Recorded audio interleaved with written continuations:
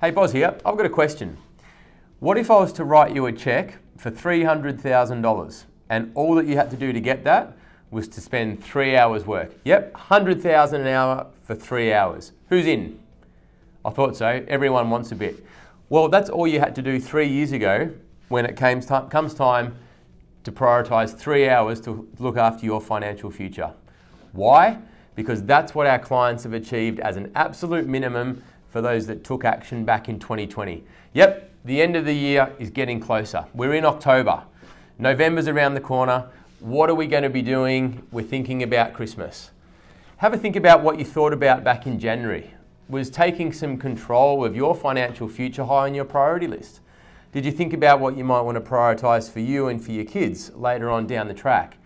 Well, if you did, ask yourself the question, the honest question, have you done something powerful to make that happen in the first 10 months of the year or so?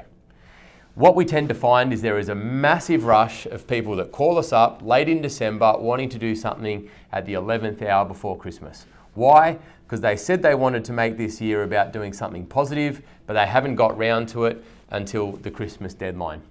What we're going to unpack in this video is a couple of key reasons or key things that you need to be aware of and understand the importance of being ahead of the curve. Okay. Number one, costs always go up in the new year. Whether it be developers come back from their Christmas break, oh, we'll put the price up, especially in a market where there is more positive consumer sentiment than what we've had in the last 18 months.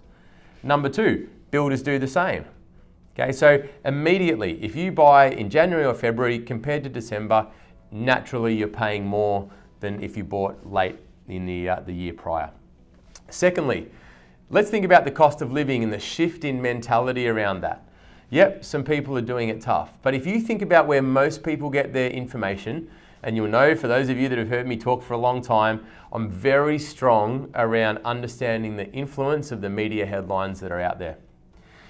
The media is talking less and less and less about the cost of living crisis and the struggles, and they're starting to talk more around the positive market space for property, what we're seeing in terms of price growth, the number of people that are trying to get rentals, the number of people that are attending open for inspections.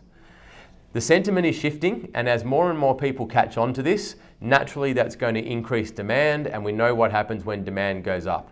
You're going to be paying more because there's going to be more competition in the market, and if you've just been smart about acting now rather than waiting until after Christmas when you think you've got more time, but trust me, something will make you busy early next year as well, right? You've missed out on all of that growth. I want to give you an example of what this missed growth looks like. Think about if you've heard whether or not Perth is a good place to invest. We've only started hearing this kind of commentary on the eastern seaboard for maybe 2 months. Well, for 2 years, we've been placing our clients into Perth. And a client just this morning got rent $200 a week above what their rent was initially when they bought. And they've seen $170,000 of growth since they bought there.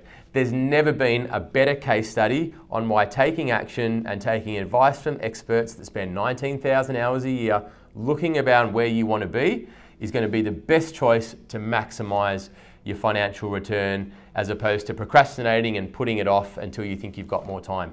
Everyone's got the same number of hours in a week. It's about prioritizing what's important to you and how you're going to get the best outcome. Just think about, we've heard too much over the last 12, 18 months about inflation. Inflation, put simply, is the value that your money is going backwards by. If you're sitting out of the market and not having that money invested in growth assets, and you have a 6% inflation rate, over the next 12 months, the value of your cash will drop 6%. So it's not about just doing nothing, it actually means that you're going backwards like for like. Okay? So just think about, if you've got money to invest there, if you've got a borrowing capacity, if you thought about doing this earlier in the year and you haven't got round to it yet, now is the time. What is stopping you? Okay? Reach out to OpenCorp, start a conversation and see how we can help.